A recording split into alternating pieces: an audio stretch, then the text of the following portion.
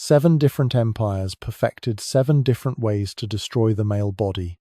And tonight, in this Byzantine chamber, a 10-year-old boy was about to experience the first. Oil lamps flickered against damp stone walls, throwing monstrous shadows of the men who held him down. The metallic scrape of surgical tools on a tray cut through his whimpers. These weren't enemy soldiers preparing to maim a prisoner of war. These were palace officials. And this trembling child was the son of a minor Byzantine noble who'd sold him to the imperial court for 30 gold coins. The boy's small fingers clawed at the wooden table as the court physician approached with the knife. His uncle had promised him glory, a life of influence in the emperor's inner circle. No one had explained what price that influence demanded. The blade caught the lamplight, and somewhere in the darkness beyond the chamber door, other boys waited their turn. Here's the thing about castration in the Byzantine Empire. It wasn't hidden. It was policy. The empire needed eunuchs to run its bureaucracy, guard its women, manage its wealth, and they'd perfected the procedure over centuries, turning butchery into something almost medical. Almost. The physician's steady hand would remove everything in under 60 seconds.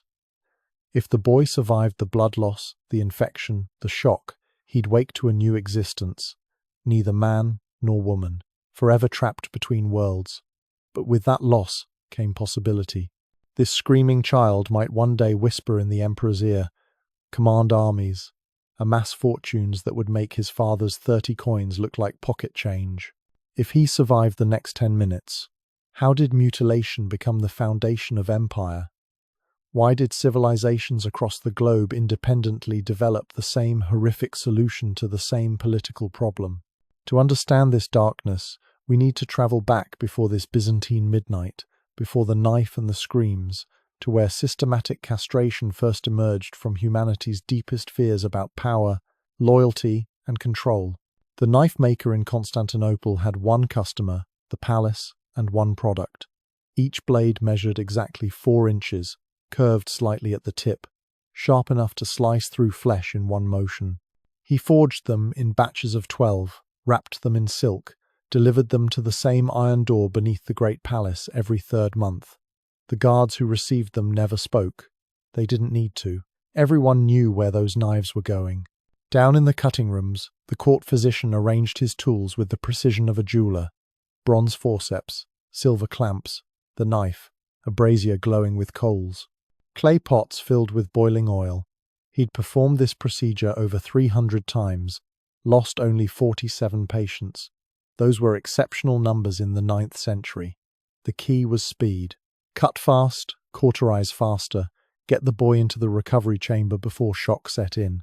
The difference between Byzantine castration and battlefield mutilation came down to one word: system. When Bulgar warriors castrated captured Byzantine soldiers, they hacked with whatever blade was handy, left their victims to bleed out in the dirt. But here in Constantinople, castration had evolved into something almost surgical, almost civilized. The physician knew exactly where to cut, how deep, what angle would minimize blood loss. He knew to pack the wound with salt and wine. He knew which boys would survive and which would slip away despite his best efforts. But the cut itself was only the beginning. The actual procedure took 57 seconds. The physician's assistant would hold the boy's legs apart while 2 palace guards pinned his arms. No anesthetic. They'd tried opium once, but the drowsiness increased bleeding. Better to let the pain do its work, send the body into natural shock. The physician would make 2 swift cuts. First the testicles, pulled down and severed at the cords. Then the penis, sliced at the base. Both parts dropped into a bronze bowl with a wet sound that haunted every eunuch's nightmares for the rest of his life. Blood spurted in rhythmic pulses. This was the critical moment. The assistant already had the iron rod heating in the brazier, glowing orange-white. He pressed it against the wound, and the chamber filled with the smell of burning flesh. The boy's scream cut off as his body convulsed. Some vomited, some lost consciousness. The lucky ones did both. They'd wrap the wound in silk bandages soaked in honey and wine, insert a bronze tube where the penis had been. Without it, the urethra would seal shut, and the boy would die within days. Then they'd carry him to the recovery chamber, a stone room with straw mattresses, where 20 other boys lay in various stages of healing or dying. What they didn't tell the families was how many never made it out of that chamber. The Byzantine Empire kept careful records. 1 in 4 boys died within the first week. Infection took most of them. The wound would turn black, fever would spike, and they'd thrash on their straw beds, calling for mothers who'd sold them for gold. Another 1 in 10 died in the second week from complications. Blocked urine, blood poisoning, simple despair. The survivors faced months of agony as their bodies adjusted to the mutilation. They'd learn to live with the bronze tube, removed only for cleaning. They'd discover their voices changing, not breaking like normal boys, but sliding higher, becoming the ethereal soprano that would mark them as different for the rest of their lives. The Ottomans refined the Byzantine method with typical efficiency. They established castration centers in provincial capitals Samarkand, Cairo, Basra, places where slavers could bring captured boys for processing before shipping them to Constantinople or Baghdad. The Ottoman innovation was partial castration. Remove only the testicles, leave the penis intact. These boys could still urinate normally, faced lower infection rates, but remained safely sterile, perfect for guarding harems. The Ottoman surgeons used a different technique. Instead of cutting, they'd tie a silk cord around the scrotum, tighter and tighter, until circulation stopped. The testicles would turn black and fall off within a week. Cleaner, they claimed, more humane. The boys writhing in the Ottoman castration centers might have disagreed, but their opinions didn't matter. They were products now, future guards and administrators, and trusted servants.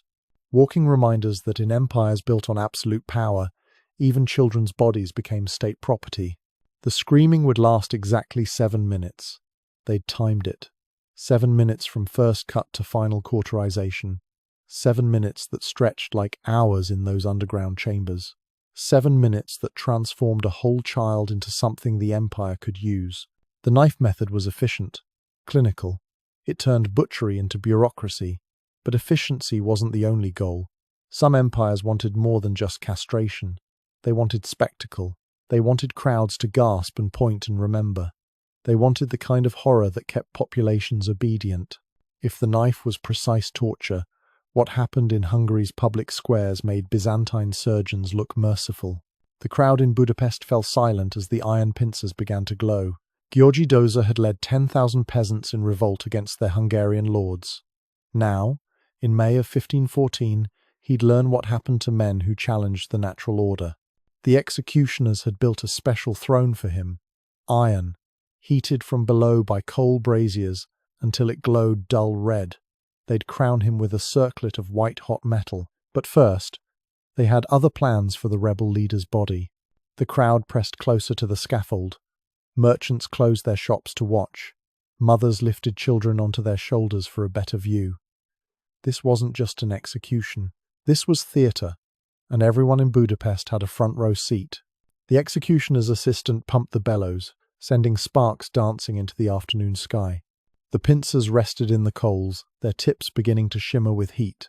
Doza stood naked on the platform, his hands bound behind him, surrounded by 6 of his captured lieutenants. They'd been starved for days. The authorities had promised them something special. The executioner lifted the glowing pincers from the fire.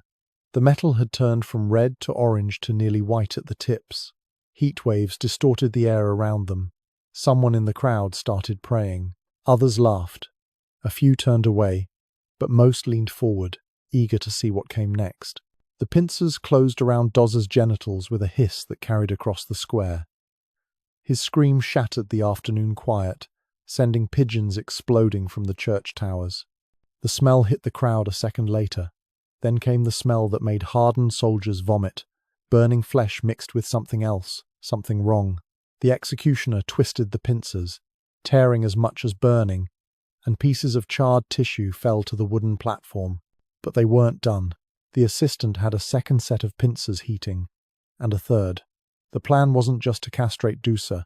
It was to do it slowly, publicly, piece by piece. To stretch his agony across an entire afternoon while Budapest watched. Each time the pincers returned to the fire, the crowd's anticipation built. Each time they emerged glowing. Doza's remaining anatomy shrank, The psychology of public castration operated on multiple levels. For the victim, the humiliation equaled the physical agony. Stripped naked, genitals destroyed while hundreds watched and jeered. For the crowd, it was both entertainment and education. See what happens to rebels, watch how the mighty fall. But something else happened in these public squares, something the authorities didn't always anticipate. After the third application of the pincers, parts of the crowd began to turn. The laughter died. Mothers pulled their children down, covered their eyes. Even hardened mercenaries looked away. Because there's a line between justice and sadism, and everyone watching knew they'd crossed it 20 minutes ago. But the worst part wasn't the burning. The executioner stepped back, examining his work. Dozer hung limp in his bonds, consciousness flickering. Where his manhood had been, only blackened, weeping flesh remained. The assistant threw a bucket of water on him. Not mercy. They needed him awake for what came next. Remember those 6 starving lieutenants? The ones who'd followed Dozer into rebellion? The authorities had made them a promise. Eat your leader's flesh, and live. Refuse, and join him on the platform. They were about to learn that in public spectacles of punishment, everyone became a participant. The executioner used his knife to cut away a piece of the burned tissue. He held it up for the crowd to see, then turned to the first lieutenant. The man had gone 3 days without food. His stomach had been cramping for hours. But this was his commander, his friend, the man he'd sworn to follow into battle. The crowd held its breath. The lieutenant opened his mouth. What the crowd did next shocked even the executioners. Some cheered. Others wept openly. A fight broke out near the platform as a merchant attacked a man who'd been laughing. Women fainted. Children screamed. The neat, orderly spectacle dissolved into chaos as Budapest's citizens grappled with what they'd just witnessed, what they'd participated in by watching. The remaining lieutenants faced the same choice.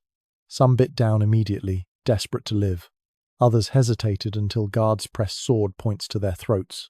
One refused entirely. They shot him with a crossbow and threw his body off the platform. The crowd didn't cheer. They'd had enough of entertainment. This was the paradox of public castration. It was meant to terrorize, to warn, to unite the population against rebellion, but push the spectacle too far, and it backfired. Make the torture too elaborate, too sadistic, and victims became martyrs. Crowds that came to jeer left in silence, carrying dangerous questions about the nature of their rulers. The Hungarian nobles had wanted to make an example of Dozer. They succeeded, just not in the way they'd planned. Stories of his torture spread across Europe, but in the telling, he transformed from rebel to hero, the man who'd endured the unendurable. The leader so feared they had to destroy him piece by piece in front of 1,000 witnesses. Other kingdoms took note. Public castration as spectacle required careful calibration. Too little, and it failed to inspire fear. Too much, and it inspired something far more dangerous: sympathy. The Byzantines had kept their castrations hidden in palace basements. The Ottomans processed boys in distant provinces. But European kingdoms couldn't resist the appeal of public punishment. Town squares from London to Prague hosted similar scenes. Convicted rapists, captured enemies, political dissidents, all subjected to the heated blade or burning pincers while crowds watched. The tools evolved into instruments of showmanship. Executioners competed to design more elaborate devices. Spring-loaded castration clamps that could remove everything in one dramatic motion. Heated metal cups that cauterized as they cut. Mechanical devices with gears and cranks that let the crowd participate by turning handles. Torture disguised as innovation. But the most disturbing aspect wasn't the cruelty. It was the bureaucracy. Cities appointed official castrators. They set fee schedules. 2 florins for a simple cut, 5 for the burning method, 10 for the full spectacle with multiple implements. They issued licenses, collected taxes on the proceeds, turned mutilation into a municipal service. Venice kept a public castrator on salary. His workshop sat between the fish market and the customs house, marked by a wooden sign showing a knife and flames. Citizens could hire him for private punishments. Caught your wife with another man?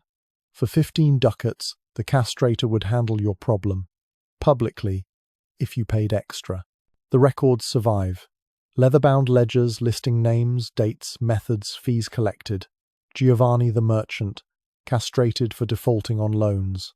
Paulo the thief, punished with hot pincers for stealing from the church. Marco the soldier, mutilated for desertion. Line after line of neat entries, reducing human agony to accounting. Some survived these public ordeals. They became living warnings, begging in the streets with their scars on display. Others found different paths. The church sometimes took in castrated men, offering them roles as choir singers or scribes. Their high voices, products of their mutilation, became assets in cathedral choirs. Beauty born from brutality. The spectacle method reached its peak with the case of Jean de Poitiers in 1562. Accused of plotting against the French crown, he faced public castration in the Paris square. But Poitiers was nobility. His execution had to match his station. The authorities commissioned a special device, gold-plated pincers, a silk cushion for him to kneel on. They even hired musicians to play during the procedure, their elegant melodies mixing with his screams. The Parisian crowd didn't cheer. They watched in horrified silence as the golden pincers did their work, as the musicians played their careful compositions, as nobility bled just like anyone else. The message was clear. No one was safe. Not peasants, not merchants, not even lords. The state's power to unmake men extended to every level of society. But spectacle had limits. You could only burn so much flesh before crowds stopped coming. You could only stage so many elaborate mutilations before they lost their shock value. And there was another problem. Spectacle was inefficient. One man at a time, one crowd at a time. Some empires needed castration on an industrial scale. While Europeans perfected public horror, Chinese emperors had industrialized castration into something far more sinister. In the Forbidden City, they didn't need pincers or platforms. They'd built factories for manufacturing eunuchs. The merchant counted gold coins while his 8-year-old son bled in the next room. 20 pieces of silver. That's what a healthy boy fetched at the Beijing cutting houses in the 15th century. 20 pieces for a child who could read. 30 if he showed musical talent.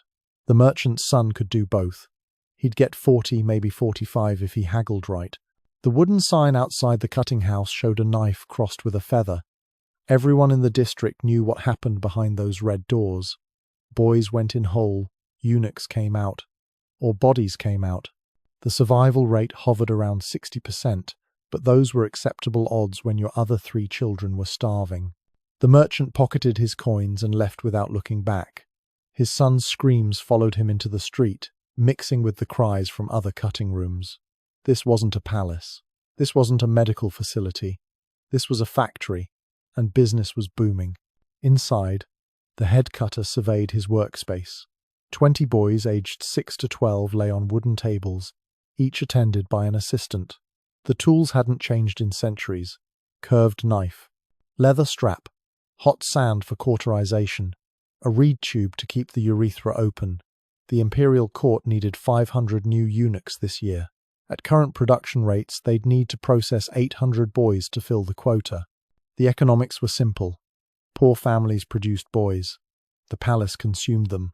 The cutting houses served as the processing facility, taking their fee from both ends. 3 coins from the family for a clean cut, 50 from the palace for each successful delivery. The bodies of the failures went to the lime pits out back. No refunds. The head cutter moved between tables, checking his assistant's work. Too deep, and the boy bled out. Too shallow, and infection set in. The government manual specified exact measurements. Remove everything below the pubic bone. Cauterize with sand heated to precisely 400 degrees.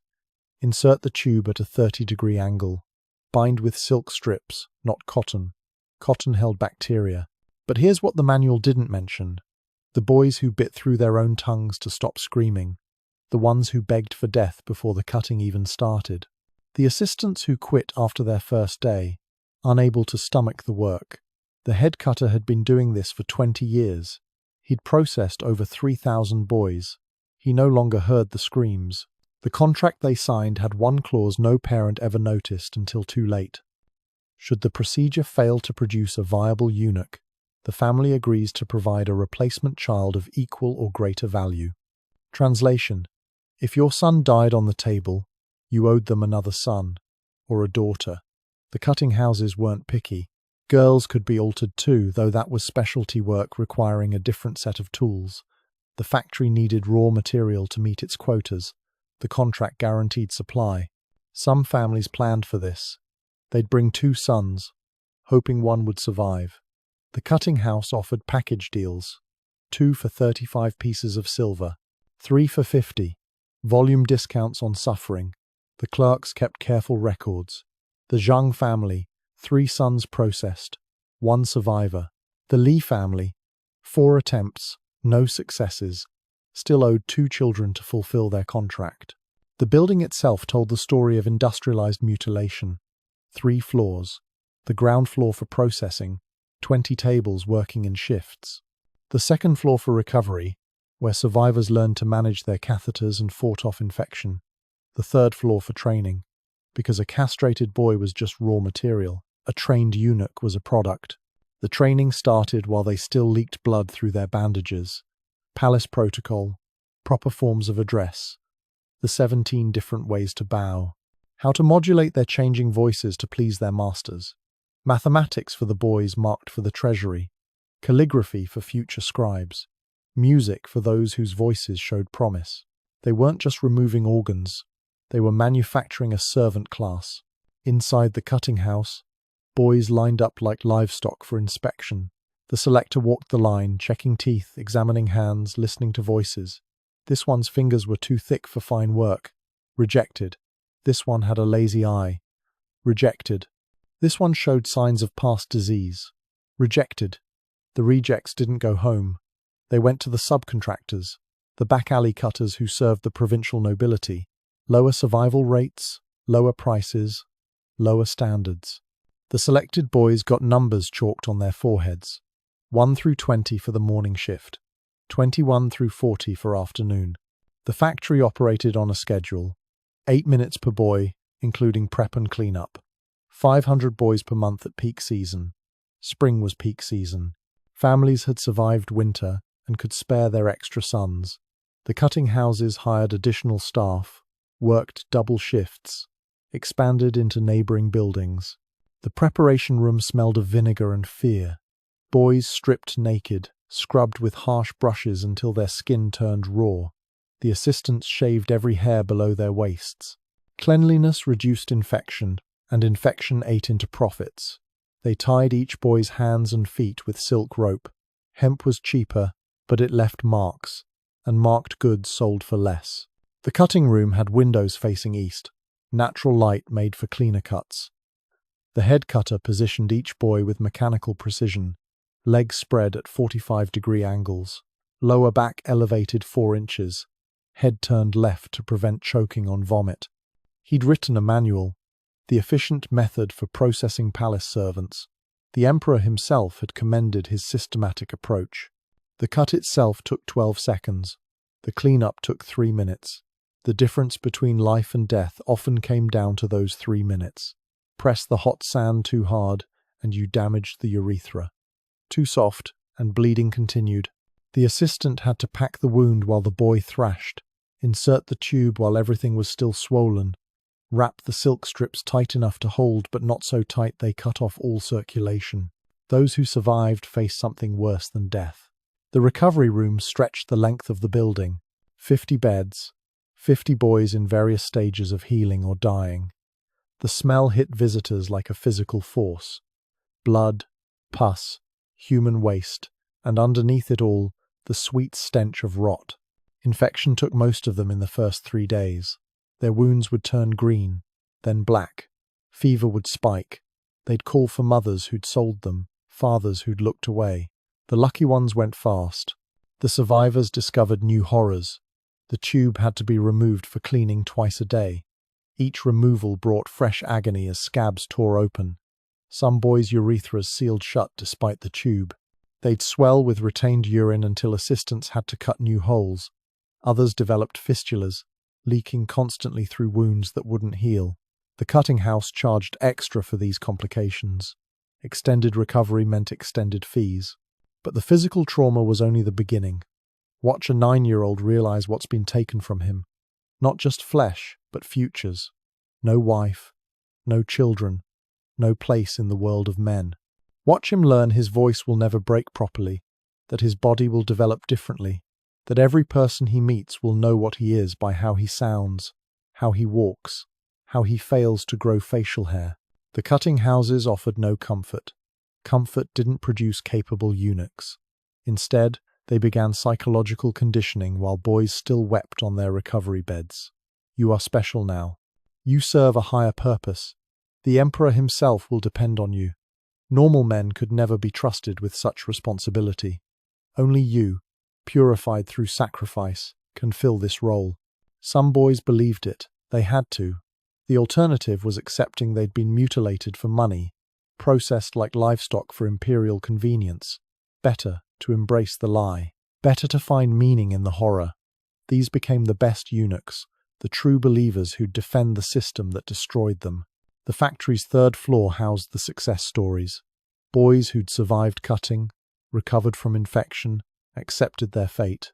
Here, they learned to transform trauma into competence. Mathematics teachers drilled future accountants. Voice masters trained singers to use their altered vocal cords. Protocol instructors beat proper etiquette into boys who'd grown up in farming villages. The transformation took 3 years.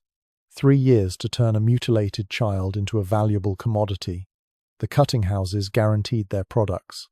If a eunuch failed in palace service within the first year, they'd provide a replacement. Quality control mattered when your customers included the imperial court. Some boys excelled. Their names appeared in palace records as trusted advisors, brilliant administrators, talented artists. The cutting house claimed credit for these successes. See what we produced?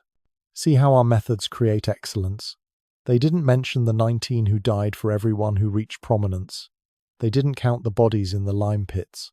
The Chinese system's true horror lay in its normalization. This wasn't hidden. Parents openly discussed which sons to sell. Newspapers advertised cutting house services. The imperial court published annual quotas.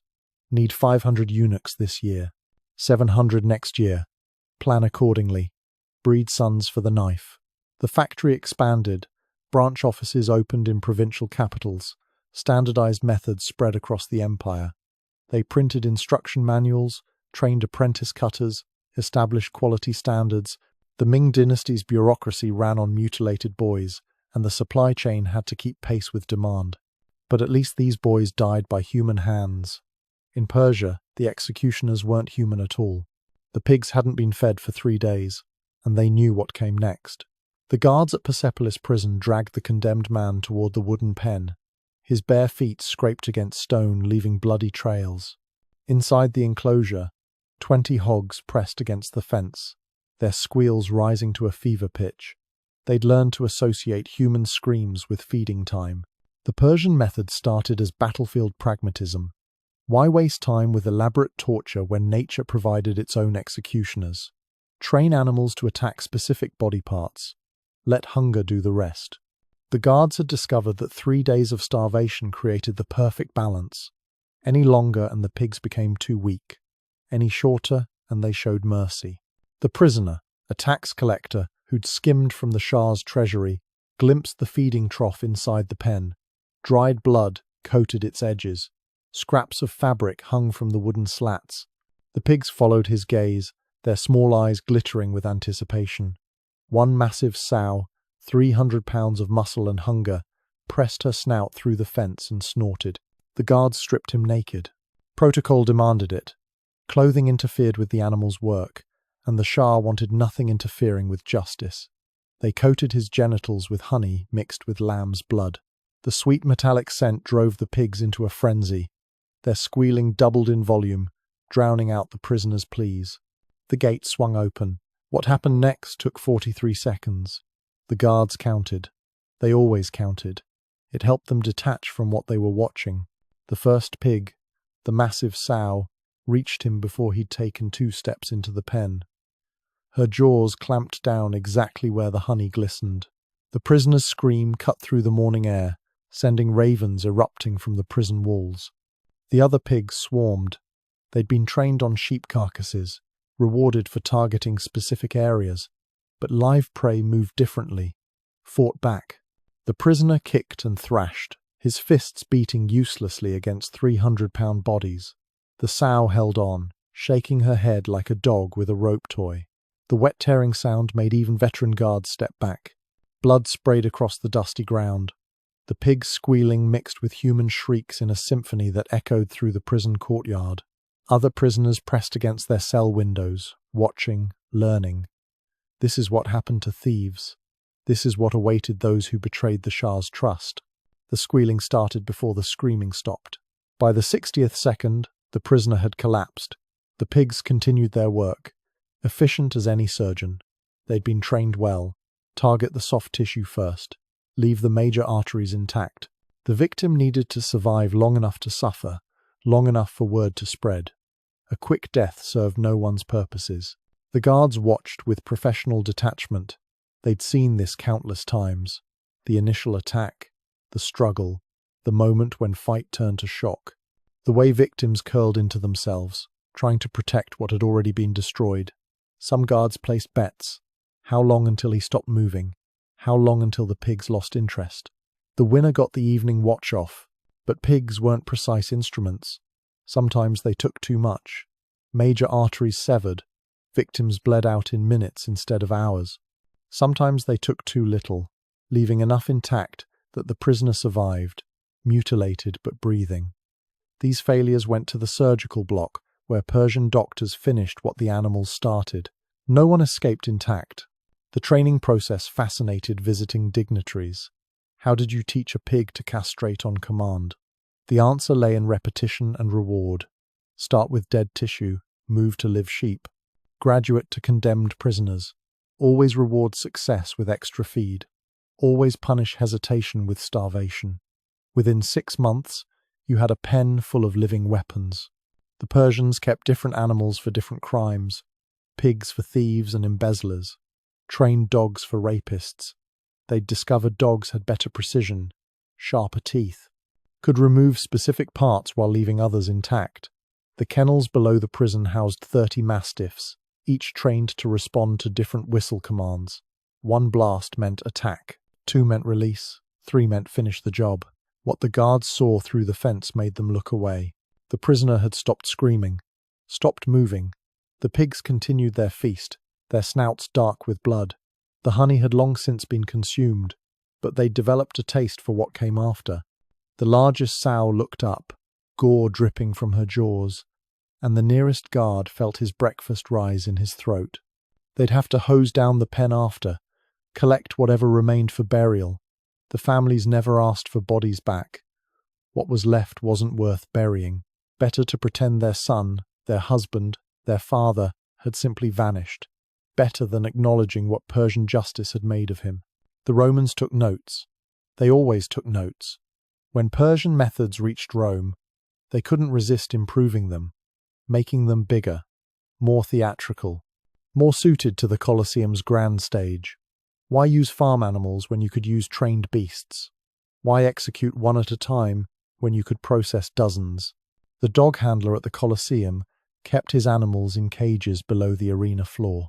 50 dogs, different breeds for different purposes, Molossian hounds for tearing, Laconian dogs for speed, each trained not just to attack, but to perform. This was Rome. Everything was performance. The noon executions drew smaller crowds than gladiator fights, but connoisseurs appreciated the artistry. Watch a skilled handler direct his pack. See how they responded to hand signals, how they circled their prey, how they struck in coordinated waves. This wasn't random savagery. This was choreographed destruction. The condemned entered through the gate of death. A dozen men linked by chains. Deserters, mostly.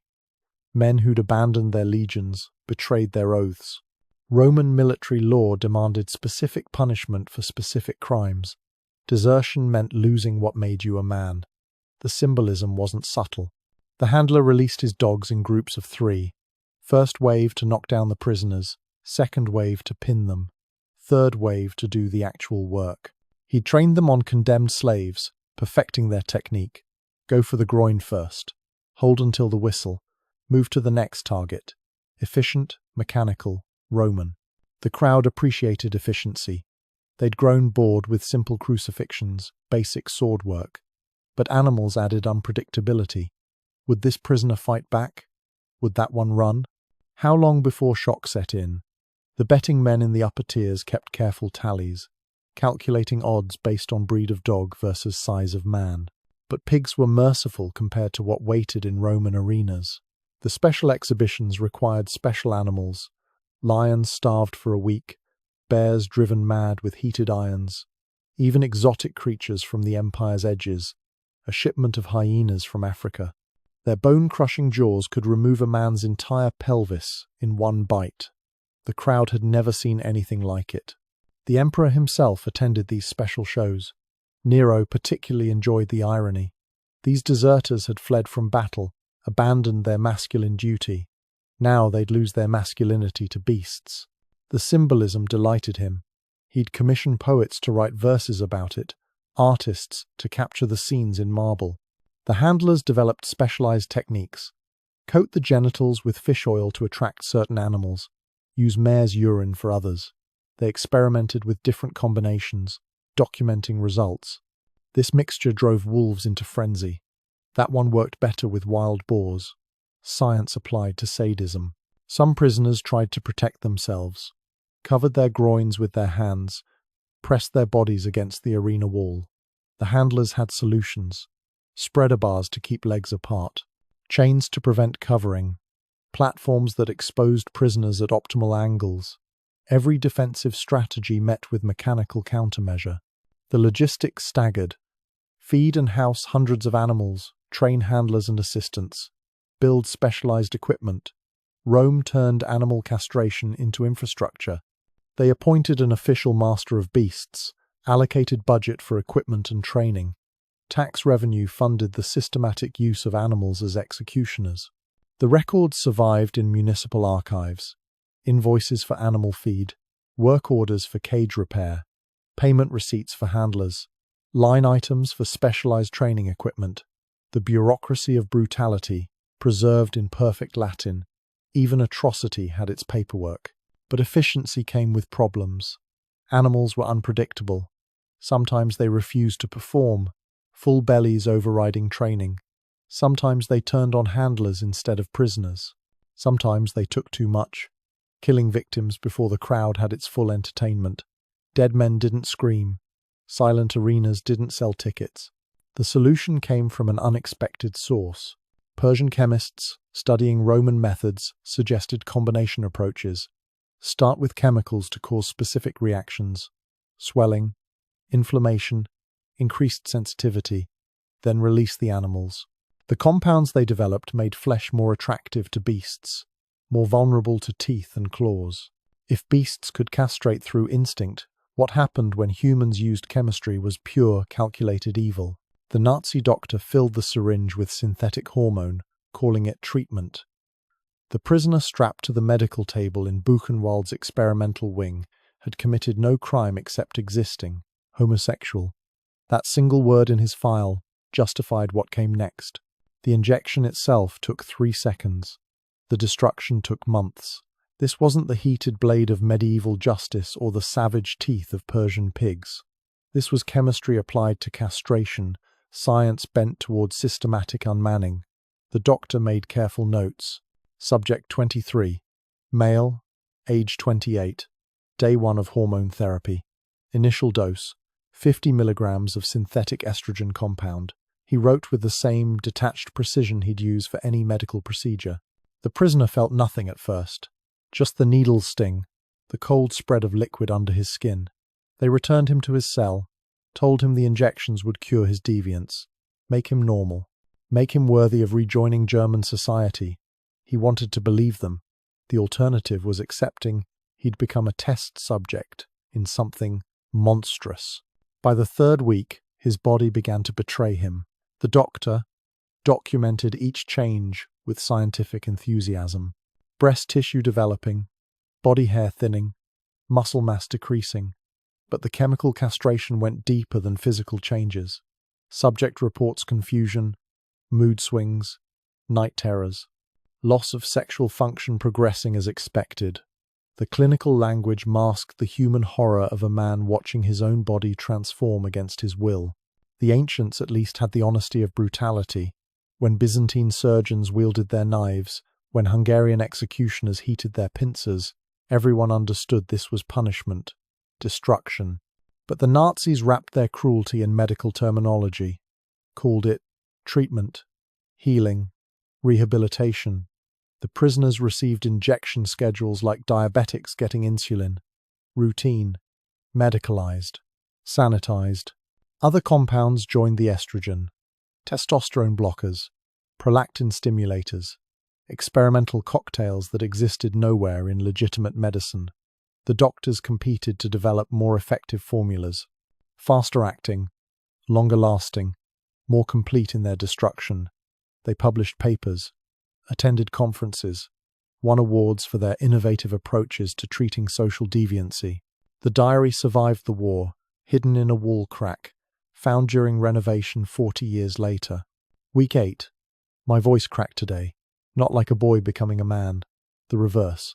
I sound like my sister now. The guards laugh when I speak. Week 12. Hair fell out in clumps this morning. Chest swells with each injection. Look in the mirror and see a stranger. Remember who I was. Can't reconcile it with what I'm becoming. Week 20. They say the treatment is working. I'm cured of my affliction, but I feel nothing. Not for men, not for women, not for life itself. Is emptiness better than desire? Is this their cure? The entries grew shorter as months passed, harder to read, not from poor handwriting but from the degradation of will behind the words. The man who'd filled pages with resistance in early weeks reduced to single lines by the end. Injection today. More changes. Still alive. The final entry just a date. Nothing else worth recording, but at least he kept writing. Others in the program lost more than their bodies. The psychological destruction followed predictable patterns. First came denial. This is temporary, reversible, a nightmare that must end. Then bargaining. If I cooperate, show progress, they'll stop the injections. Then rage, but rage requires testosterone, and the chemicals had stolen that too. What remained was hollow acceptance, not peace, just absence. The doctors considered this absence success. Look how calm they've become, how compliant. No more deviant desires because no desires at all. They'd created chemical eunuchs, walking ghosts who'd once been men, perfect citizens for the new order, sexless, passionless, empty vessels for the state to fill. Ancient acids worked faster but achieved the same result. Persian torturers had discovered that certain compounds could burn through flesh as efficiently as any blade. Sulfuric acid mixed with salt. Lye dissolved in wine. Pour it on and watch anatomy dissolve. The screaming lasted longer than cutting, but the end result matched. Everything that marked manhood eaten away by chemistry. The medieval Arabs refined these techniques because they refined everything. Their treatises on medicine included chapters on chemical castration, for when the knife is impractical, for when infection risk runs too high, for when you need to process many subjects quickly. Mix 3 parts acid with 1 part honey. The honey makes it stick. Apply liberally. Wait for the screaming to stop. They tested different formulas on condemned prisoners. This mixture ate through flesh in minutes but left too much scarring. That one worked slower but cleaner. They developed applicator tools, glass funnels, ceramic tubes, ways to direct the acid precisely where it needed to go. Even chemical castration became a science. The Nazis just modernized ancient cruelty, gave it schedules and forms. The hormone program expanded beyond homosexuals. Political prisoners who showed insufficient masculine aggression, mental patients whose sexuality threatened social order. Even some Jews, because the racial scientists wondered if chemical castration might breed the Jewishness out of them, make them docile, controllable. Less than men meant less than human meant less than problematic. Each injection refined their methods. Increase this compound to accelerate breast growth. Add that one to ensure complete impotence. Adjust dosages based on body weight and age. The younger subjects responded faster, their bodies more pliable, more easily reshaped. Some doctors specialized in adolescence, catching them before full development, preventing rather than removing masculinity. The medical staff held weekly conferences, presented their findings with slides and charts. Subject groups A through E showed these results. Control group F maintained for comparison. They discussed side effects like weather, liver damage in 30% of subjects, bone density loss in 45%, severe depression in 70%, acceptable losses for social hygiene.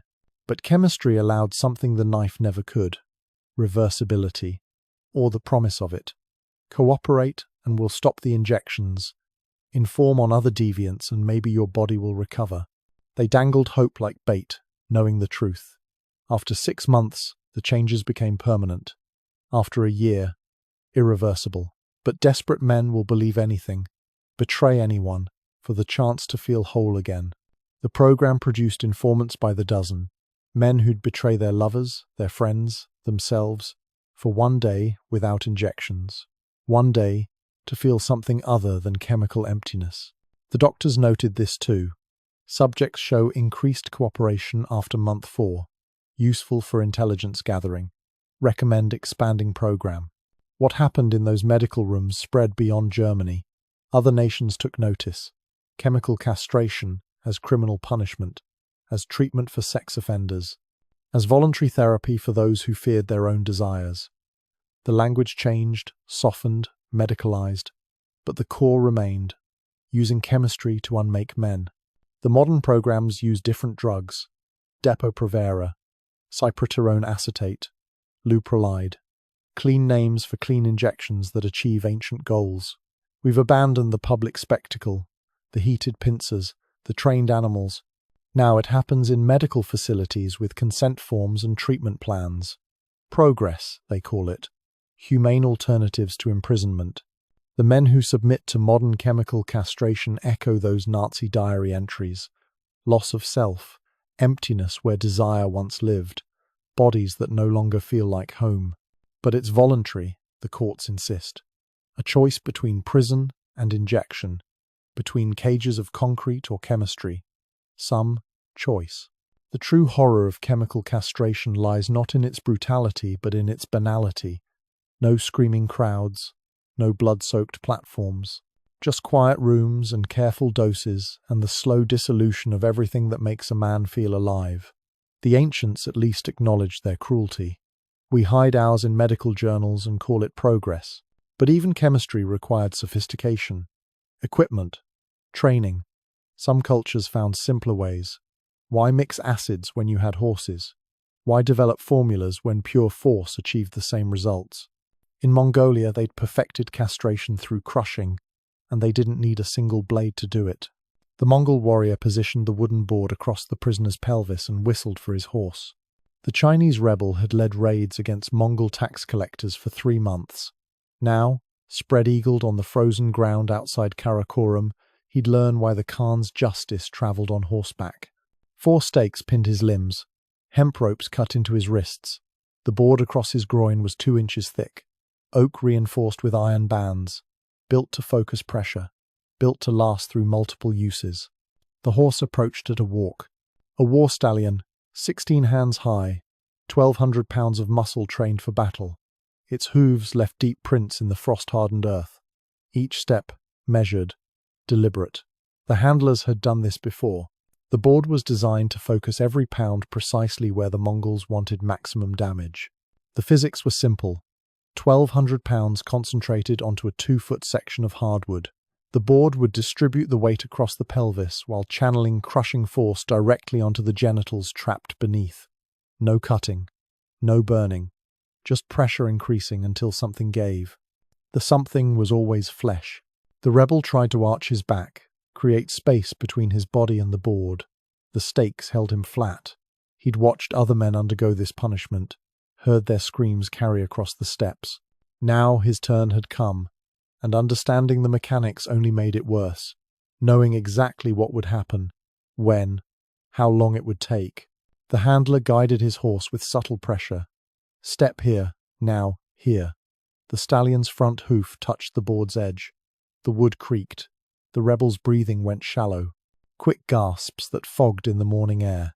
The watching Mongol officers nodded approval. This was how you broke rebellion. Not through quick death, but through memorable destruction. The horse stepped fully onto the board. The scream that erupted could be heard in the next valley. Pure animal agony that sent birds exploding from nearby trees. The rebel's body convulsed against his bonds, muscles straining, tendons standing out like rope. But the stakes held. The board held. The horse stood patient, trained to remain motionless despite the thrashing beneath its hooves. The sound it made echoed across the steppes, like thunder announcing a storm. Not the scream. That was expected.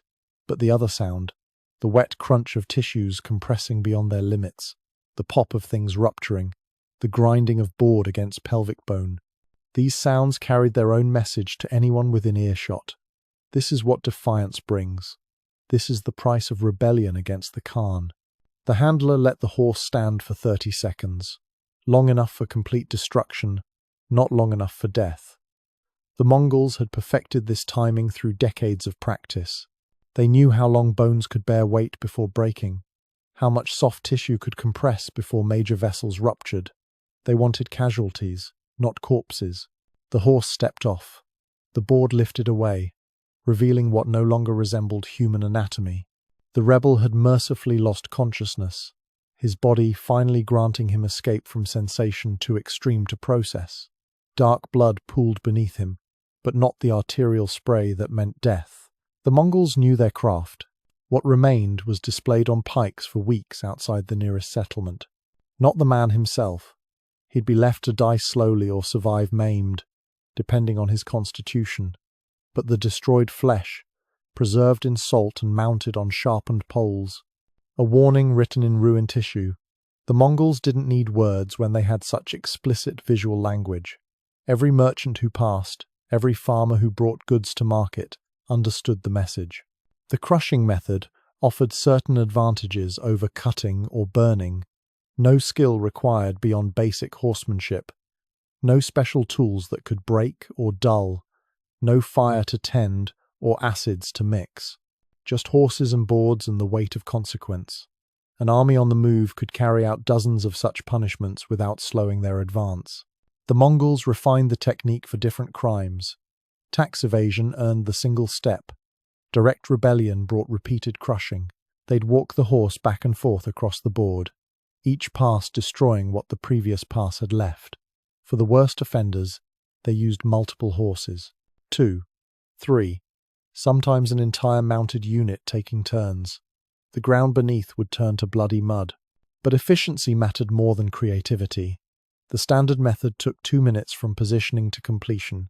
Compare that to the hour-long spectacles in European squares or the careful surgery in Byzantine chambers. The Mongols could process a dozen rebels in the time it took Hungarian executioners to heat their pincers. This was punishment as military tactic, swift and scalable. The psychological impact rippled outward from each demonstration. Villages that witnessed crushing punishments paid their taxes early. Rebellious thoughts died unspoken. The mere sight of Mongol cavalry approaching with their boards and stakes was enough to end most uprisings. Why fight when you knew what defeat meant? Better to submit with your body intact than resist and face the horse. The Mongols documented their methods with characteristic precision. The Khan's scribes recorded optimal board dimensions, best wood types for different climates, oak for cold regions, teak for humid ones, horse training regimens that produced animals who wouldn't shy from their work. Even the stake placement mattered. Too close together, and the victim could arch. Too far apart, and the ropes might allow movement. Every detail refined through repetition. Some survived. They became living reminders, wandering between settlements, unable to work, unable to father children, dependent on charity from people who looked away from their injuries. The Mongols sometimes provided these survivors with food and copper coins. Not from mercy. They wanted them visible. mobile warnings more effective than any proclamation. The crushing method spread along trade routes. Persian armies adopted it for battlefield punishments. Chinese warlords used it against captured enemies. The technique required no cultural translation. Pain was universal. Destruction spoke every language. A board and a horse meant the same thing from Kiev to Kathmandu. But even the Mongols recognized limits. Crush too many, and you had no one left to rule. Dead men paid no taxes. Maimed men couldn't work fields or tend herds. The balance between fear and functionality required careful calculation. Too little punishment and rebellion festered. Too much, and the economy collapsed. The Khan's advisors developed quotas. No more than one crushing per 1,000 citizens per year. Enough to maintain order, not enough to cripple productivity. The method evolved with technology. Iron-shod hooves concentrated pressure better than bare ones. Specially designed boards with ridges and channels increased damage while reducing death rates. Some commanders experimented with different animals. Oxen moved slower but weighed more. Elephants, in regions where they were available, could destroy multiple prisoners simultaneously. But horses remained standard, common, trainable, portable terror. Every method so far was inflicted by enemies, but some men did this to themselves in religious ecstasy. The drums pounded like heartbeats as torchlight flickered across painted faces. In the temple courtyard at Pessinus, 300 men danced themselves into frenzy. Their white robes spun in circles, bare feet slapping stone, voices rising in ancient hymns to Cybele, the Great Mother. At the altar's center, freshly sharpened blades gleamed on silver platters. The high priest raised his arms, and the drums stopped. This wasn't forced castration in a palace basement or public square. These men had traveled hundreds of miles to be here. Merchants who'd sold their shops, soldiers who'd abandoned their posts, farmers who'd left fields unharvested. They came seeking transformation through the blade, not victims, but volunteers in history's strangest religious practice. The festival of Dies Sanguinis, the Day of Blood, when men offered their manhood to the goddess and became something else entirely. The Romans who'd conquered this region watched from the edges, fascinated and horrified. They'd seen battlefield mutilation, public punishment, but this willing self-destruction in religious ecstasy defied all understanding. The first devotee stepped forward. 23 years old, a potter from Antioch. He dreamed of this moment for months. The goddess calling him in visions, promising power beyond male limitations, wisdom beyond human comprehension. All he had to do was sacrifice the thing that made him man. He took the blade with steady hands. The crowd began chanting. Low at first, a rumble like distant thunder. The drums resumed, faster now, driving rhythms that bypassed thought and spoke directly to the blood. The potter's eyes rolled back. His body swayed. The other devotees pressed closer, their voices joining the chant, building, accelerating, creating a wall of sound that drowned out doubt. What happened next shocked even the temple priests who'd seen it dozens of times. The potter didn't cut. He slashed. One violent motion that sent blood arcing across white robes. Then he held his severed flesh high above his head, still connected by stringy tissue, and the crowd erupted, not in horror, in celebration, in envy. The other devotees surged forward, hands reaching for the platters, for their own moment of transformation. The frenzy spread through the crowd like wildfire. The second man barely waited for the first to step aside. A banker from Damascus who'd given away his fortune to be here. His cut was precise, practiced. He'd rehearsed this moment in private, wanting to do it right, to honor the goddess properly. The blade moved in a careful arc, and his offering joined the growing pile on the altar. But precision gave way to passion. As more men pressed forward, they fed off each other's energy, each act of self-mutilation driving the next to greater extremes. Some cut too deep, severing arteries along with flesh. They collapsed in spreading pools while the dance continued around them. Others cut too shallow, requiring multiple attempts. Their screams mixed with the ecstatic cries of those who'd succeeded. The temple priests moved through the chaos with practiced efficiency, cauterizing wounds with heated bronze, dragging away those who'd lost too much blood. They'd prepared for this. Stockpiled bandages and wine, set up recovery areas in the temple's back chambers. The Day of Blood always claimed victims alongside volunteers. One young man, barely 16, hesitated at the altar. The blade trembled in his grip. Around him, the frenzy reached its peak, men dancing with blood streaming down their legs. Others already collapsed in religious ecstasy or shock. The drums pounded faster, the chants grew louder, and still he hesitated. An older priest approached him, a eunuch himself, castrated 20 years ago in this same courtyard. He placed gentle hands on the boy's shoulders and whispered something. The words were lost in the noise, but the boy's face changed. Terror transformed into determination. He raised the blade. They threw their severed flesh onto the altar while still conscious. The offerings piled up, dozens of pieces of humanity sacrificed to divine madness. The altar's marble turned dark with blood. The air filled with the copper scent of catastrophic wounds mixed with incense and sweat. Some men threw their offerings and immediately collapsed. Others continued dancing, blood loss and religious ecstasy creating visions of the goddess herself walking among them. The Romans watching from the courtyard's edges had seen enough. They'd come expecting barbarism and found something worse. Voluntary mutilation, joyful self-destruction. These weren't enemies being punished or slaves being processed. These were free men choosing the blade, celebrating their own unmanning. It challenged everything Roman masculinity stood for. But what came after the cutting was even harder to understand. The survivors woke in the temple's recovery chambers transformed, not just physically, though the changes were obvious. High voices, smooth cheeks that would never grow beards, bodies that would develop in different patterns. But the psychological transformation went deeper.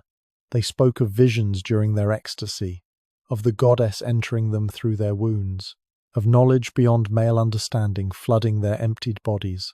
They became the Galli, neither male nor female, but something outside normal categories.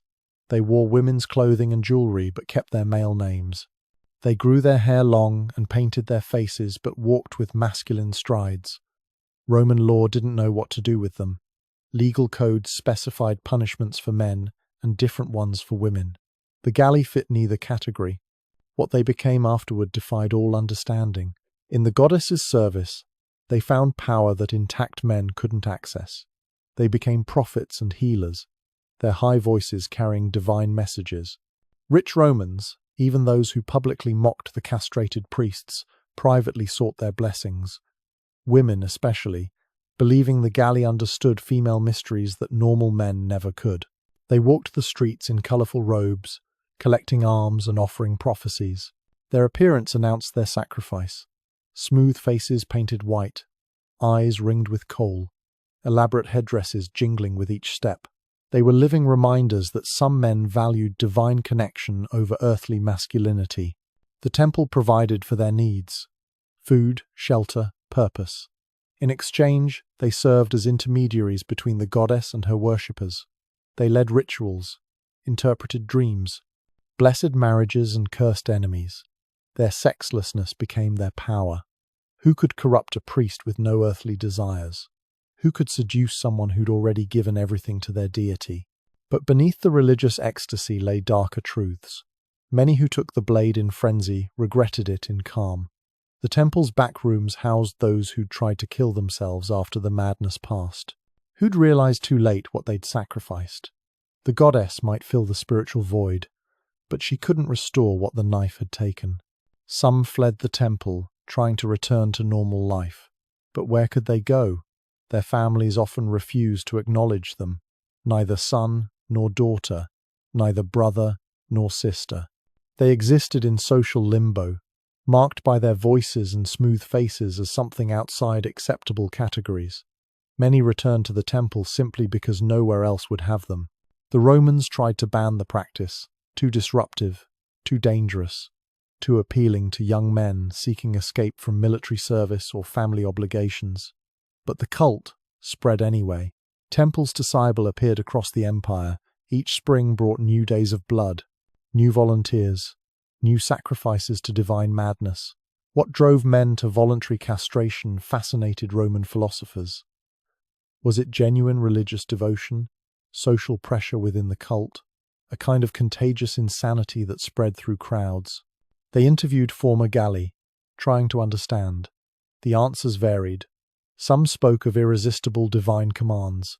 Others admitted to being caught up in the moment, acting before thinking. A few claimed they'd always felt wrong in male bodies, and the goddess offered escape.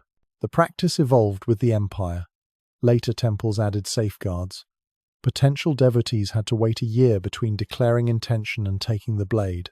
Time to consider. Time to withdraw. But for true believers, delays only intensified desire. They spent the waiting year in preparation, fasting, praying, rehearsing the moment of transformation. Whether by knife, fire, or frenzy, the cutting was just the beginning.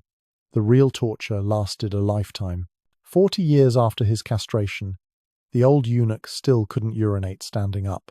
The bronze tube pressed against scarred flesh, directing the stream into a ceramic pot he emptied 6 times daily. 6 times of fumbling with robes, positioning the device, fighting the shame that never faded. The palace guards snickered when he shuffled past carrying his pot to the latrines. 40 years, and they still found it amusing. His name had been Marcus once. Now they called him Whisper, mocking the voice that emerged from his throat like wind through reeds. He served wine at imperial banquets, invisible except when senators needed refills. They spoke freely around him. What secrets could a sexless thing spill? What threat could a creature who squatted to piss possibly pose? The morning routine never varied. Wake before dawn in the eunuch's quarters, a long hall filled with narrow beds and the sounds of damaged men struggling through sleep. Check the tube for blockages. Infections killed more eunuchs than the initial cutting. Clean the scarred area with vinegar, wincing at the sting that reminded him daily of what wasn't there. Wrap himself in the loose robes that hid his changing body. 40 years, and his hips had widened like a woman's. His breasts hung soft beneath the fabric. Every morning brought the same humiliating routine. The younger eunuchs pretended not to watch as he prepared for the day. They'd learn. Give them a decade and they'd move with the same shuffling care, fighting the constant leakage, the infections that flared without warning. The lucky ones died within 5 years. The unlucky ones, like Marcus, lived to see their bodies become alien landscapes. He remembered his first week after the cutting, the fever dreams where he still felt whole, waking to reach for what wasn't there, the phantom sensations crueler than any blade. The tube had been bronze then too, inserted while the wound still wept. The physician explained it would be temporary, just until the healing completed. 40 years later, he still needed it. The scar tissue had grown wrong, sealing passages that should have stayed open. The physical agony had faded to mere discomfort. Raw wounds became numb scars. The missing weight between his legs stopped feeling like absence and became simple fact. But other pains persisted. The bone aches that came with bodies producing no testosterone, the headaches from hormonal chaos, the weakness that made carrying wine jugs exhausting work. Still, the body's betrayals were nothing compared to the mind's. Marcus caught his reflection in polished bronze and looked away. The face staring back wasn't the soldier who'd been captured at 19. Soft cheeks where stubble should grow, lines around eyes that had seen too much, a mouth that had forgotten how to smile. He was 59 years old and looked both ancient and childlike. The contradiction of eunuch aging, never fully adult, never truly old, suspended between states, like their bodies were suspended between sexes. The dining hall filled with other damaged men. 300 eunuchs served the palace, each carrying their own version of Marcus's morning routine. Some hid their tubes better. The younger ones from the Chinese cutting houses had neater scars, more precise damage. They could sometimes pass for intact men if they kept their voices low. The older Byzantine cuts like Marcus were obvious. Butchery masquerading as surgery. They ate in silence. What was there to discuss? Their shared shame? The way citizens crossed streets to avoid them?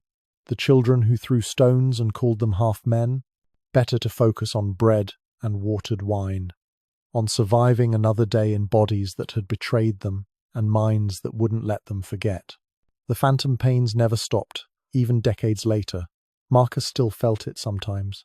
The weight that should hang between his legs. The sensation of something moving that couldn't move because it wasn't there. Physicians called it memory of the flesh, the body remembering its complete state.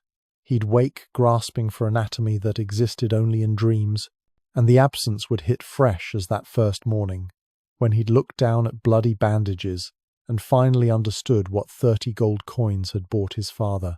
Other eunuchs reported different phantoms, burning where the cauterizing iron had pressed, pulling sensations where the knife had cut. One swore he still felt his severed parts, could point to exactly where they'd be hanging if they existed. The mind's cruelty exceeded any torturer's. At least, torturers eventually stopped. The phantom pains came without warning. 40 years later, fresh as the first day, the psychological damage went deeper than missing flesh. Marcus had tried to kill himself 3 times in the first year. The palace guards found him with stolen rope, with hoarded poison, with a kitchen knife pressed to his wrists. They'd stopped him each time, not from mercy.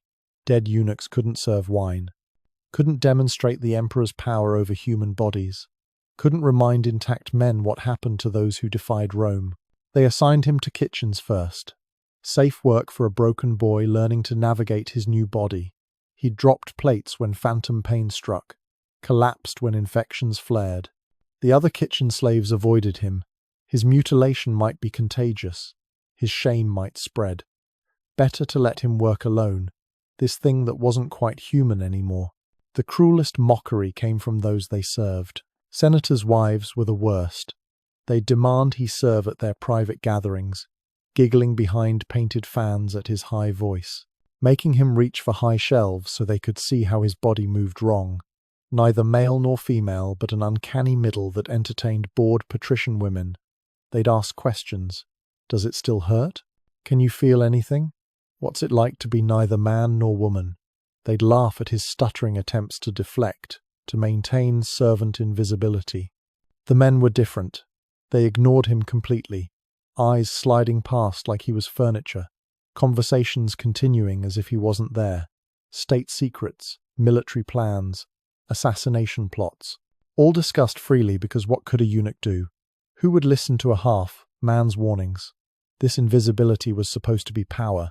Access to information intact men would kill for, but information without agency was just burden. Knowing secrets you couldn't act on, hearing plans you couldn't change. Marcus had watched 3 emperors rise and fall from his position pouring wine, had heard the conspiracies forming, known which senators would betray, which generals would rebel. He'd said nothing, done nothing. What credibility did a creature who pissed through a tube have? What influence could someone neither man nor woman wield? The younger eunuchs spoke of advancement, of eunuchs who'd risen to command legions, amass fortunes, whisper in imperial ears.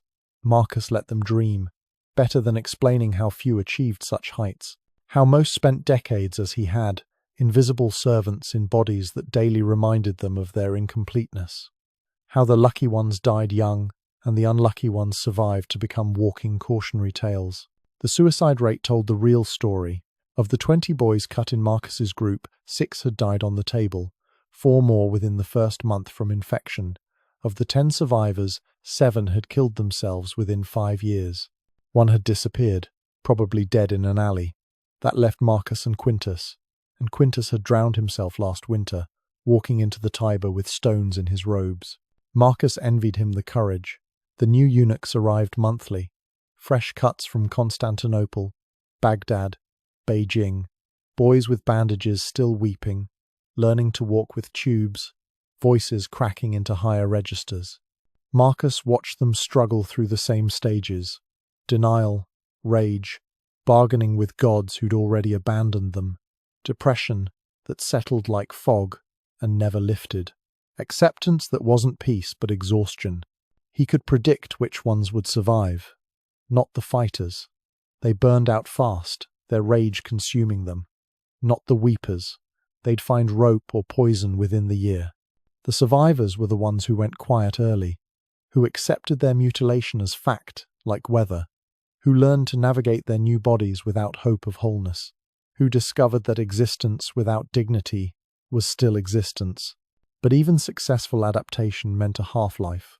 Marcus had learned to hide his tube beneath robes, had trained his voice to stay steady despite its feminine pitch, had developed routines that minimized infection risk. He could pour wine without spilling, serve meals without drawing notice, fade into backgrounds like expensive furniture. He'd mastered the art of being nothing. The cost was everything that made life worth living. No lovers. Who would want a body missing its defining features? No friends. Other eunuchs reminded him of his own shame, and intact men saw him as neither threat nor equal. No family. His parents had sold him, and his siblings pretended he'd died. No future beyond serving wine until his hands shook too much to hold the pitcher steady. The nights were worst, alone with a body that felt wrong and memories of wholeness. The younger eunuchs still wept in their beds. Marcus had no tears left, just the familiar weight of absence. The tube pressing against scarred flesh. The phantom pains that struck without warning. The knowledge that tomorrow would bring the same routine. Wake, clean, wrap, serve, sleep. Repeat until death finally claimed what the knife had started. He'd considered running. Some eunuchs escaped, fled to provinces where their voices might pass unnoticed. But running required hope. Required believing somewhere existed where mutilation didn't define you. Marcus had lost that belief decades ago. The empire was vast, but not vast enough to outrun what you carried between your legs. Or didn't carry. So, he stayed, poured wine, listened to secrets, watched intact men, plan and scheme and rut while he stood invisible in corners. They commanded legions. He commanded nothing, not even his own bladder.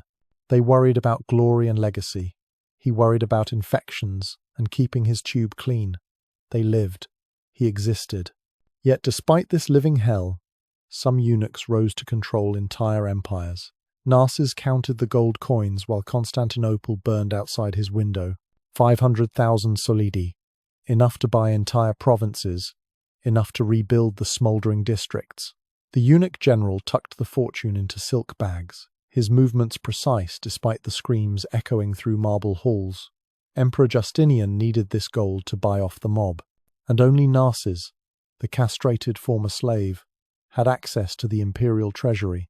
The man who couldn't father children had become father to an empire's survival. The paradox should have been obvious. Give ultimate power to those who could never pass it to sons.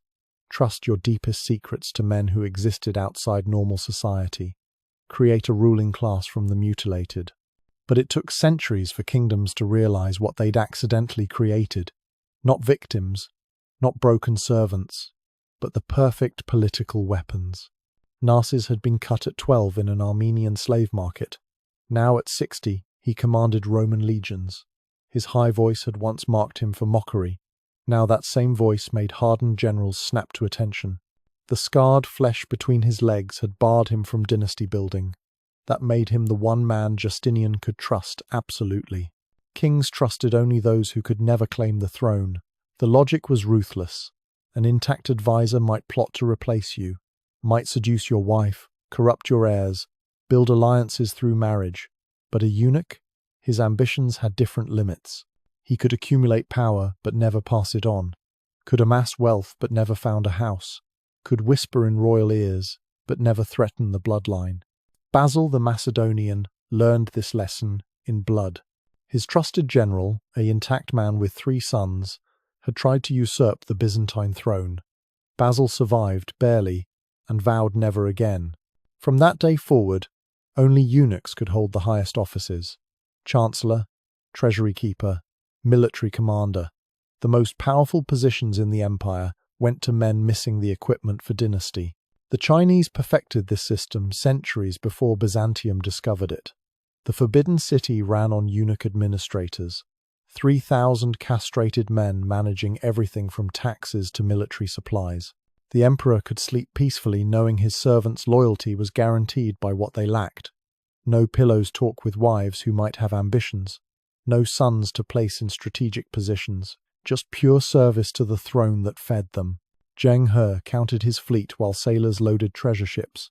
400 vessels, 27,000 men, the largest naval expedition in human history, and a eunuch commanded every ship. The Chinese admiral had been castrated as a boy, captured in war, processed through the usual channels. Now he decided trade routes that would shape Asia for centuries. The very mutilation that destroyed them became their power. Think about it from the emperor's position. You need someone to command your armies.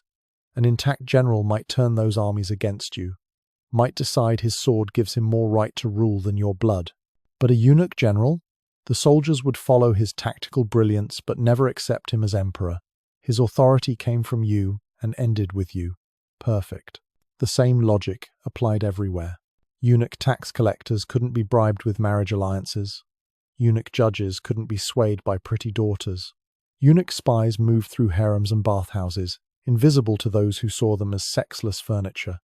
Every missing piece of anatomy became a qualification for positions intact men couldn't hold. Power accumulated in unexpected ways. Eunuchs controlled information flow in most palaces. Every document passed through their hands. Every whispered conversation reached their ears. They stood behind thrones during audiences, beside beds during illness, inside council chambers during crises. Intact courtiers came and went. Eunuchs remained. Permanent fixtures accumulating secrets like coral accumulating calcium. Wei Zhongxian started as a gambling addict who castrated himself to escape debt collectors. By 1623, he effectively ruled China. The emperor was a teenager more interested in carpentry than governance. Wei stepped into the vacuum, appointed his allies to key positions, purged his enemies with forged evidence, built a network of eunuch administrators that controlled every aspect of government. They called him the 9,000 years, just short of the emperor's 10,000 years. The irony wasn't subtle. A man who'd cut off his own genitals with a kitchen knife now decided the fate of millions. Intact officials had to kowtow to someone they'd have spit on in the streets. But Wei had what they didn't. Access. The emperor's ear. The ability to filter what reached the throne and what disappeared. In Ottoman Turkey, the Kislar Aga commanded different authority. The chief black eunuch controlled the sultan's harem. 300 women. Scores of children. The future of the dynasty lived behind doors only he could enter. Intact men would face death for stepping inside. But the Kislar Aga moved freely among the sultan's wives and concubines. Sexless meant safe. Mutilation meant trust. But even unlimited power couldn't buy back what was taken. For all their influence, eunuchs lived with daily reminders of their incompleteness. Narses commanded legions but pissed through a tube. Zheng He explored new worlds but returned to empty beds. Wei Zhongxian ruled China, but his body rebelled against him. Wider hips, softening features, voices that cracked at the worst moments. Power couldn't restore what knives had removed. The successful ones channeled their loss into ambition. What else was there? No families to distract them, no sexual desires to complicate alliances, just pure focus on accumulating influence. They worked longer hours than intact officials, studied harder, schemed deeper. They had to. Excellence was their only path to respect, competence their only counter to mockery. But beneath the silk robes and golden titles, the shame persisted. Enemy propagandists knew exactly where to strike. Call a rival general coward and he'd laugh. Call him weak and he'd prove otherwise. But call a eunuch half-man? Remind him publicly of his mutilation? Watch him crumble. Watch decades of achievement evaporate in the face of fundamental incompleteness.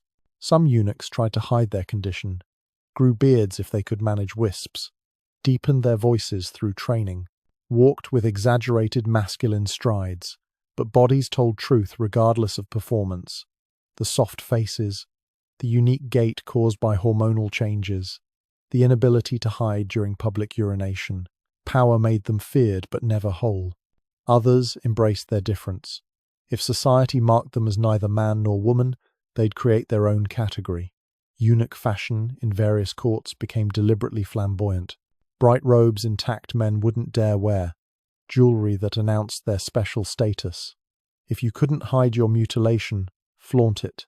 Make it a badge of unique access rather than shameful loss. The relationship between eunuchs and intact courtiers stayed perpetually tense. Mutual need battled mutual disgust.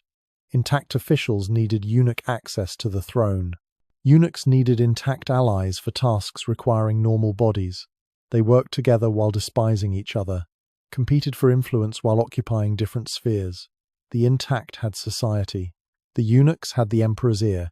Gang Bing rose from poverty to control the Ming imperial workshops. Castrated at 8, sold by parents who needed food more than sons. By 40, he oversaw the production of everything from silk to swords. His efficiency was legendary. His methods brutal. Workers who missed quotas faced punishment. Those who stole faced death. But the emperor valued results over mercy, and Gang delivered both. The factory floors told the story. Hundreds of workers bent over looms and forges while Gang's eunuch assistants prowled between them. These overseers had been cut young, trained from childhood to spot laziness and theft. They moved with the particular careful grace of the castrated. Their high voices called out production counts. Their soft hands held whips for encouragement. Gang himself worked 18-hour days. No wife waited at home. No children needed attention. The factories were his family. Production numbers his only offspring. He slept in a small room above the main floor, waking at any disturbance. The workers whispered that he never truly slept, that his mutilation had changed more than his body, had created something inhuman in its focus. At council meetings, intact officials had to pretend respect. This creature, who would have been begging in streets without imperial favor, now controlled budgets larger than provinces. His recommendations shaped trade policy. His efficiency reports determined which industries received funding. They bowed to him in public and vomited in private at the submission. These ancient horrors might seem safely buried in history, until you realize they never really ended. The judge's gavel fell like a hammer on flesh. Chemical castration or life in prison. Choose. The defendant stood in an Alabama courtroom, 2024, convicted of crimes against children. His lawyer had already explained the mathematics. Accept the needle and walk free in 5 years. Refuse and die behind bars. The same choice dressed in modern language. The knife replaced by a syringe. The public square replaced by a medical facility. But the goal remained unchanged. Unmake the man to protect society. The bailiff shifted his weight, leather belt creaking. Someone in the gallery coughed. The court reporter's fingers hovered over keys, waiting to record which form of castration the state would impose. Because make no mistake, both options ended with the same result. One used chemicals, the other used time. Both destroyed the man standing at that defendant's table. He chose the needle. They always chose the needle. The program started the next week. Depo Provera. 500 milligrams injected into his shoulder every 3 months. The nurse wore purple gloves and avoided eye contact. Just another medical procedure. Just another patient. The forms he signed used clinical language. Hormone therapy. Testosterone suppression. Side effects may include. They didn't mention he was volunteering for the same destruction the Byzantines achieved with bronze blades. By the 3rd injection, his body began its betrayal. The beard that had grown thick since 16 thinned to wisps. Muscle mass decreased despite prison workouts. His voice didn't change like the ancient eunuchs, but something in his eyes did. The deadness that came from feeling nothing where something used to burn. The other inmates knew, could smell it on him. The chemical eunuch, the voluntary half-man. The same arguments used in ancient Rome echo in modern courtrooms. Protect society from dangerous men. Remove their ability to harm. Take away the weapon between their legs. Roman senators made these arguments about enemy soldiers. Modern prosecutors make them about sex offenders. The language evolved, but the logic remained. Some men are too dangerous to remain whole. The state must intervene. For public safety. For justice. For civilization itself.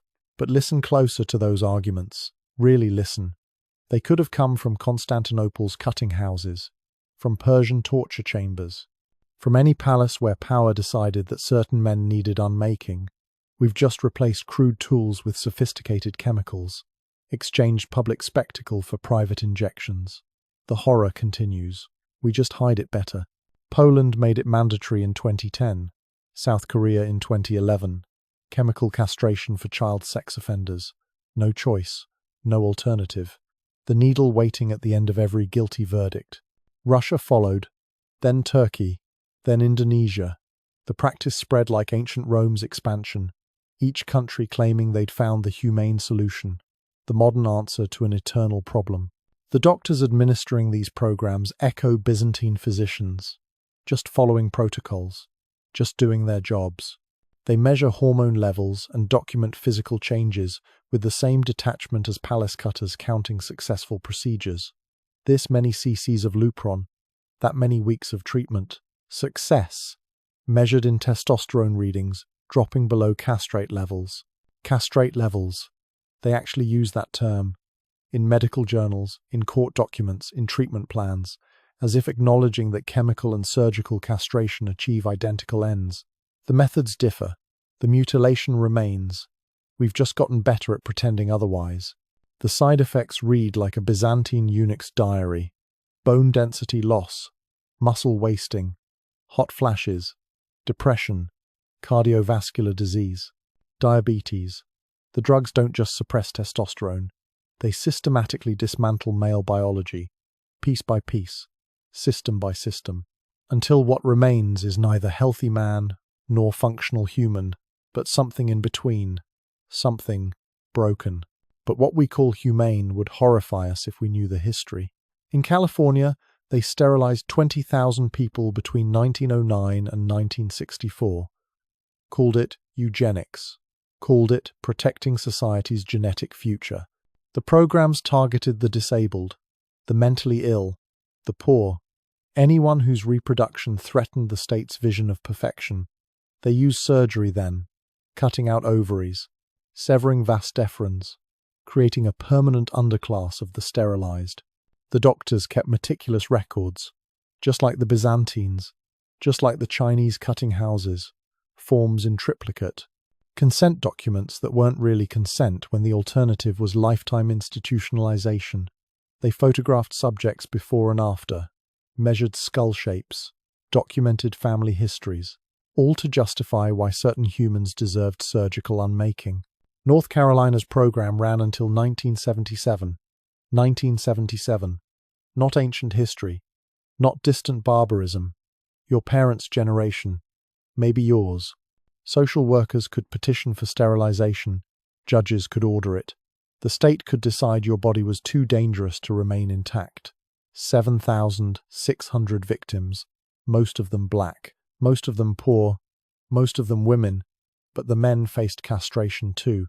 They called it treatment, said it would help them integrate into society. The exact words the Nazis used. The same justification from every empire that practiced systematic castration. We're helping you, curing you, making you safe for civilized company. The knife disguised as medicine. The mutilation wrapped in legal procedure. Modern chemical castration carries the same disguise. Voluntary, they insist. A choice between prison and injection. But what choice is that? Accept physical destruction or social death. Let us unmake your body or we'll unmake your life. The coercion is cleaner now. No hooded executioners, no screaming crowds, just quiet rooms and legal documents and the slow dissolution of self. The men in these programs report the same experiences as ancient eunuchs. Phantom sensations where desire used to live. Bodies that no longer feel like home. The peculiar grief of losing something you're told you shouldn't want. They use different words, clinical terms. But read between the lines and you hear the same anguish that echoed through Byzantine recovery rooms. One man in Texas, 3 years into mandatory treatment, described it in an interview. I'm not me anymore. I look in the mirror and see a stranger. They said it would just affect my sex drive. They didn't say it would take everything that made me feel human. The methods evolved, but the impulse remains unchanged. We tell ourselves we're more civilized, more humane. We use chemicals instead of knives, medical facilities instead of public squares. But the goal hasn't shifted. Take dangerous men and make them less than men. Remove the threat by removing the anatomy, physical or chemical. The castration serves the same purpose it always has: state control over bodies that threaten state order. The modern twist is we make them complicit.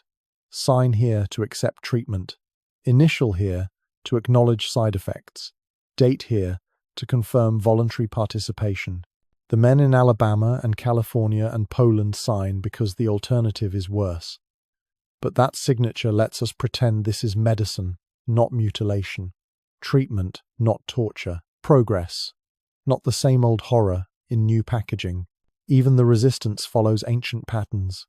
Men skip injections, flee jurisdiction, take testosterone illegally to counter the drugs. Their bodies fight to restore what chemistry stole. Just like Byzantine eunuchs who tried herbs and prayers to regrow what was gone. Just like Chinese palace servants who paid fortune tellers for restoration spells. The desperate hope that somehow, somewhere, wholeness might return. It never does. Chemical castration is reversible in theory. Stop the drugs and testosterone production resumes. But theory isn't practice.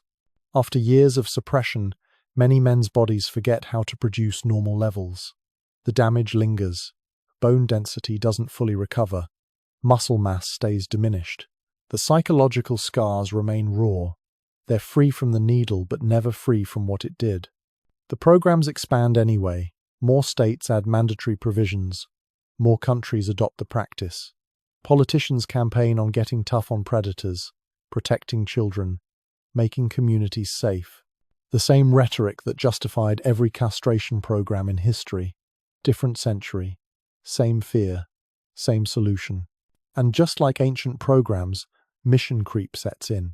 Start with the worst offenders, child predators, violent rapists, then expand to lesser crimes, exhibitionism, voyeurism, consensual acts the state deems deviant. The line shifts. The needle finds new targets. Power discovers new categories of men who need unmaking. In some countries, they offer it to gay men. Voluntary chemical castration to cure homosexuality. The echo of Nazi programs is deafening, but they call it therapy. Call it helping men overcome unwanted desires, as if desire itself is the crime, as if the solution to difference is chemical elimination of what makes us human. The companies manufacturing these drugs profit from modern castration. Billions in revenue from medications that unmake men. They lobby for expanded use, fund studies showing effectiveness, donate to politicians who support mandatory programs. The cutting houses have been replaced by pharmaceutical corporations, but the business model remains. There's money in mutilation. Always has been. We dress it in different clothes, use different words, pretend we're different from the Byzantines with their basement chambers, different from the Mongols with their crushing boards. But strip away the medical language and legal justifications and what remains? The same old horror. The state deciding which men deserve to remain whole. The knife replaced by the needle, but cutting just as deep. What happens in those injection rooms would be instantly recognizable to any Byzantine eunuch, to any Chinese boy processed through Beijing cutting houses, to any man who faced castration in any era. The tools evolved. The intent remained. The horror just learned to hide behind consent forms and clinical trials. The future promises more of the same. New drugs, more targeted effects, perhaps implants that release castration chemicals automatically, perhaps genetic modifications that prevent masculine development entirely. The methods will keep evolving. The papers will call each advance more humane than the last, and men will keep being unmade in service of state power. But at least we can pretend it's medicine. At least we can sign forms and keep records and tell ourselves this is different. That we're not like those ancient barbarians with their knives and acids and animals. We're civilized. We use chemicals. We follow protocols. We get consent. The men walking out of those treatment centers, their bodies forever changed, their manhood dissolved by modern chemistry, might disagree. But their voices, like the voices of eunuchs throughout history, are easy to ignore. After all, they signed the papers. They chose the needle. What right do the chemically castrated have to complain? Which brings us back to that Byzantine chamber where this journey began. The boy on the table, the knife poised above terrified flesh, the scream about to shatter palace silence. We've traveled through 7 methods of castration, witnessed 7 different horrors, and we haven't even reached the most disturbing revelation of all. The scream cut off as the boy's body went rigid. In that Byzantine chamber, 40 years of nightmares began with the wet sound of bronze meeting flesh. The physician's hand moved with practiced efficiency. 2 cuts, 57 seconds. A lifetime destroyed in less time than it takes to pour a cup of wine.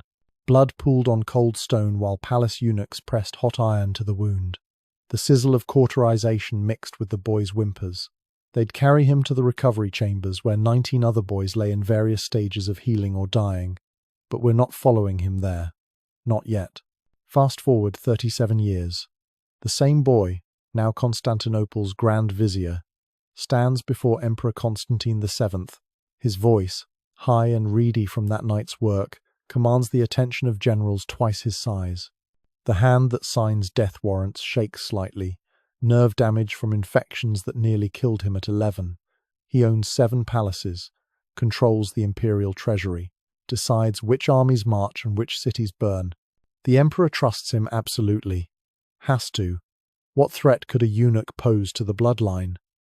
This walking reminder of Byzantine cruelty has become the most powerful man in the empire, save Constantine himself. Foreign ambassadors bow to someone their own cultures would stone in the streets.